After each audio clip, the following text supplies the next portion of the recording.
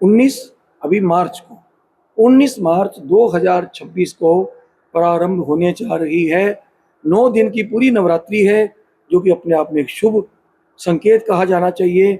नवरात्रि या तो पूरी रहनी चाहिए या एक नवरात्रि बढ़ जाए तो और भी अच्छी बात होती है। संभवतः नवरात्रि कम नहीं होनी चाहिए, जो अशुभ होती है। नमस्कार, जय माता दी। नमस्कार गुरुजी, आज हमारे दर्शकों को आप बताइए कि नवरात्रि जो चैत्र की आ रही है, उसकी स्थापना से लेके रामनवमी तक बहुत सारे दर्शकों को क्वेश्चन रहता है कि हमें घट स्थापना किस टाइम करनी चाहिए, क्या चीज़ें ज़रूरी है, महत्व जो चीज़ें होती हैं, बहुत सारी चीज़ें छूट जाती हैं। तो किस चीज़ को ज़्यादा इम्पोर्टेंट देकर हम पूजा की स्थापना शुरू कर दें। और नवरात्र में कन्याओं को भी खिलाया जाता है, तो कभी-कभी 9 कन्याएँ होती हैं, कभी 7 होती हैं। तो उस चीज़ों को जो दुविधा है हमारी माताओं को, तो उसे कैसे हटाया जाए और ये पूजा का विधि-विधान स्टार्ट कैसे करें? नमस्कार मीडिया संदेश के सभी दर्शकों को, आप सभी को जय माता दी, जय श्री राम। सीमा जी, आपने बहुत ही सुंदर प्रसंग आपने ये चुना है इस बार, और उस प्रसंग के अंदर भी आपने बहुत ही सुंदर प्रश्न आपने पूछे हैं। बड़ी ज्ञानवर्धक चीज़ें आपने हमारी भारतीय संस्कृति के मानने वाले सभी धर्म प्रेमियों के लिए, माता रानी के भक्तों के लिए आपने पूछे हैं। बिल्कुल, मैं आपको एक एक प्रश्न का जवाब, एक एक हर आपकी शंका का उत्तर मैं अच्छे से लेकर के समाधान करने का प्रयास करूँगा। देखिए, नवरात्रि एक्चुअल में तो 4 होती हैं, जिसमें 2 गुप्त नवरात्रि कहलाती हैं और जिनको दो नवरात्रि को प्रकट नवरात्रि भी कहा जाता है। एक बार हम यहाँ पे गुप्त नवरात्रि की बात नहीं करते हैं, हम जो सभी को ज्ञात है सामान्यतया उन प्रकट 2 नवरात्रि की ही बात कर लेते हैं।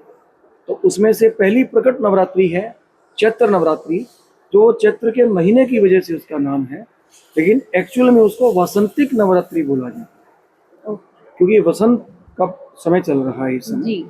इसको वासंतिक नवरात्रि बोला जाता है।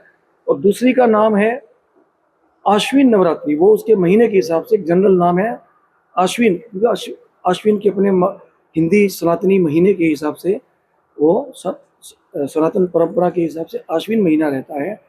ये जो कैलेंडर दूसरा इंग्लिश का चलता है, अक्टूबर का महीना, ग्रोगेरियन कैलेंडर, इंग्लिश कैलेंडर, जो पूरे वेस्टर्न कल्चर में उसमें सब फॉलो किया जाता है।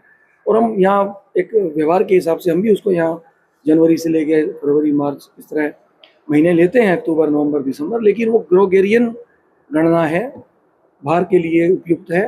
हमारे तो महीने चैत्र से शुरू होकर के, और ये अंतिम मंथ जो अभी खत्म हो रहा है अपना फाल्गुन, और अभी चैत्र शुक्ल पक्ष अपना नया महीना गुड़ी पड़वा के दिन से, विक्रमी संवत के दिन से हमारा नया साल नव वर्ष प्रारंभ भी होगा।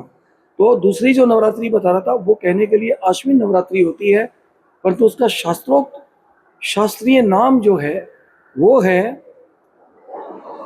शरद नवरात्रि, शारदीय नवरात्रि। ठीक है, उसका नाम शारदीय नवरात्रि है और इसका नाम वासंतिक नवरात्रि है। तो अब हम जो चैत्र नवरात्रि मुंबई के हिसाब से, महाराष्ट्र के हिसाब से गुड़ी पड़वा के दिन, उसी दिन से गुड़ी पड़वा, अपना नया साल भी उसी दिन से शुरू होने वाला है। तो ये नवरात्रि कौन सी रहेगी? वासंतिक नवरात्रि, जिसको बोलचाल में चैत्र नवरात्रि कहते हैं। और ये एक प्रकट नवरात्रि है, पहली प्रकट नवरात्रि। दूसरी आगे वाली अक्टूबर महीने, अक्टूबर सितंबर के आखिर से नवंबर के अक्टूबर के बीच में जो पड़ती है शारदीय नवरात्रि, वो जिसमें दशहरा आता है, वो शारदीय नवरात्रि आश्विन वाली। ठीक है, अब इस नवरात्रि का भी अपने आप में बहुत महत्व है, बहुत बोले तो बहुत महत्व है। कैसे? क्योंकि उसी दिन से तो अपना विक्रमी संवत शुरू होगा, युगादि की शुरुआत उसी दिन से होती है, और उसी दिन से ये अपनी बड़ी पवित्र शक्ति उपासना का 9 दिन महापर्व, 9 दिन 9 दिवसीय, जिसमें शैलपुत्री से लेके नवम सिद्धिदात्री से माँ सिद्धिदात्री तक 9 देवियों की पूजा बड़े ही विधि विधान से कन्या पूजन के साथ विद्वान आचार्यों के द्वारा घर में, कार्यालयों में लोग अपने पूजा करवाते हैं, वैदिक आचार्यों के द्वारा पाठ करवाते हैं माता रानी का, चंडी पाठ जिसको बोलचाल में बोलते हैं। एक्चुअल में वो दुर्गा सप्तशती का पाठ होता है। और कई लोग जो घर में आचार्य को अच्छे विद्वान सात्विक ब्राह्मण को बुलाना अफोर्ड नहीं कर सकते या अन्य किसी भी कारण से, तो स्वयं माँ सप्तशती भगवती का जो वांग्मय स्वरूप है वो माँ दुर्गा भगवती का साक्षात रूप दुर्गा सप्तशती है, जिसको चंडी पाठ बोला जाता है।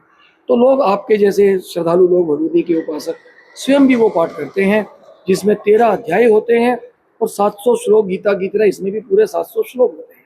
गीता में अध्याय 18 है, इसमें 13 अध्याय हैं और तीन चरित्र हैं, प्रथम मध्यम चरित्र और उत्तम चरित्र। प्रथम चरित्र, मध्यम चरित्र, उत्तम चरित्र, 3 चरित्र में देवी का ये पूरा उनका क्या भगवती का प्राकट्य से लेकर के और अंतिम उनकी अंत की जो उपासना है देवताओं ने जो प्रसन्न होकर के की है वो सारी इसमें समाहित है। तो इस प्रकार से ये चैत्र नवरात्रि के लीजिए वसंतिक नवरात्रि जो इस बार 19 तारीख को 19 अभी मार्च को 19 मार्च 2026 को प्रारंभ होने जा रही है। 9 दिन की पूरी नवरात्रि है, जो कि अपने आप में एक शुभ संकेत कहा जाना चाहिए। नवरात्रि या तो पूरी रहनी चाहिए या एक नवरात्रि बढ़ जाए तो और भी अच्छी बात होती है। संभवतः नवरात्रि कम नहीं होनी चाहिए जो अशुभ होती है। पूरा विश्व अभी ऑलरेडी पहले से ही पूरे खौफ के साए में, मौत के साए में जी रहा है। रशिया यूक्रेन का युद्ध अभी समाप्त ही नहीं हुआ था।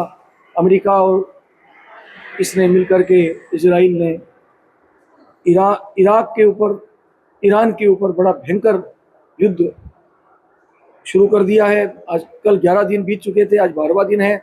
88,000 करोड़ रुपए से ज़्यादा के नुकसान हो चुके हैं। दुनिया मौत के साए में, डर के साए में पहले ही जी रही है। ये नवरात्रि इसलिए बड़ा ही महत्व रखती है।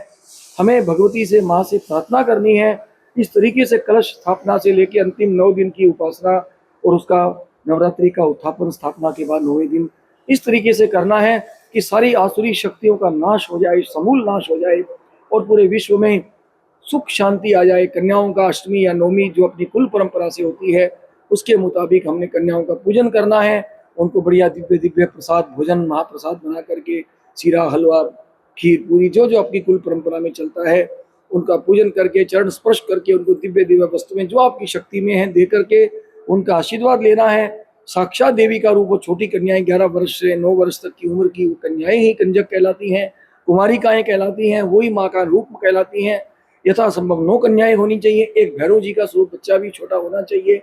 9 कन्याएं नहीं मिले, जैसा कि शायद आप पूछ रहे थे, मेरे से बात कर रहे थे, तो 7 कन्याएं हो तो 7 को भी 9 का ही माँ का रूप मान करके 2 का प्रसाद भोजन पहले अलग निकाल दीजिए, साथ में वो बाद में अन्य कन्याओं को दे दीजिए। किसी गरीब को किसी मंदिर में, कहीं और दूसरी जगह जहाँ जरूरतमंद हो कोई दे देना चाहिए। सबसे अच्छा मंदिर में दे दिया जाए बचा हुआ। 2 कन्याओं का, 3 कन्याओं का, 6 कन्याएं तो 3 कन्याएं, 5 ही कन्याएं मिली तो 4 कन्याओं का निकाल दीजिए। और ज्यादा नहीं मिली तो एक ही कन्या को अच्छे से भोजन करा दीजिए।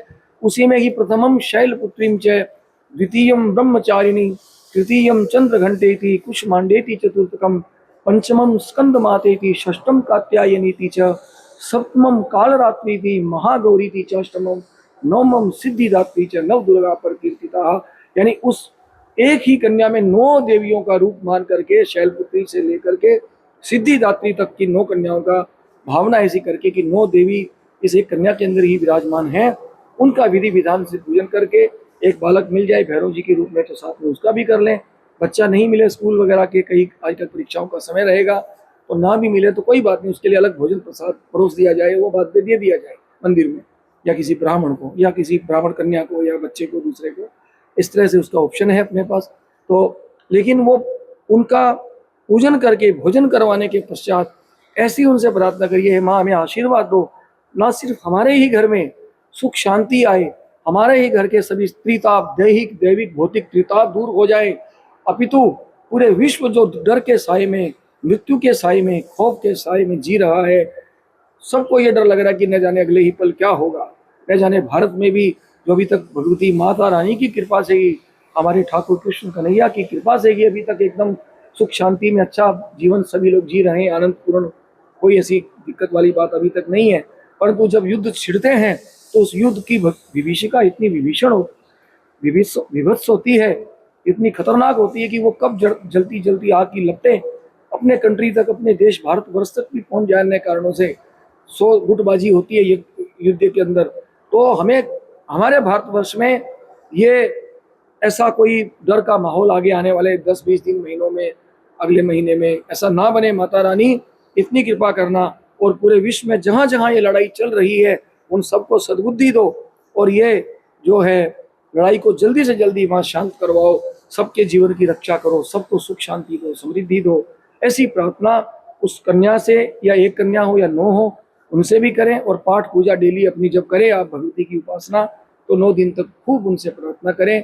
अपने अपराधों के लिए अंत में भोग लगाने के बाद, आरती करने के बाद क्षमा प्रार्थना करें कि हमसे जो भी आपकी उपासना, पारायण, पाठ हुआ माँ, उसे स्वीकार करें। और जैसे ही हमारे से आपके उपचार, पंचोपचार, षोडशोपचार, हे राज राजेश्वरी भगवती जगदम्बा, आप तो जगन माता हैं, जैसी भी पूजा हमें आती हमने किया माँ। हमें ज़्यादा आपके उपचार, विधि विधान नहीं ज्ञात हैं, और हम पापी हैं, खल कामी हैं, हम आपकी ज़्यादा पूजा नहीं कर पाते हैं। जो भी जैसा किया उसे स्वीकार करो, और इसे स्वीकार करके अपनी कृपा दृष्टि हम पर, सब पर करो। सर्वे भवन्तु सुखिनः, सर्वे सन्तु निरामया, सर्वे भद्राणि पश्यन्तु मा कश्चित् दुःख भाग भवेत्। ऐसी कामना, ऐसी प्रार्थना के साथ हमको करनी चाहिए। तो ऐसा मेरा धन्यवाद। जय माता दी। जय माता जी, प्रणाम। आप सभी का जीवन सुखमय हो, नवरात्रि आप सभी के लिए मंगलमय हो। इन्हीं कामनाओं के साथ नमस्कार। जय माता।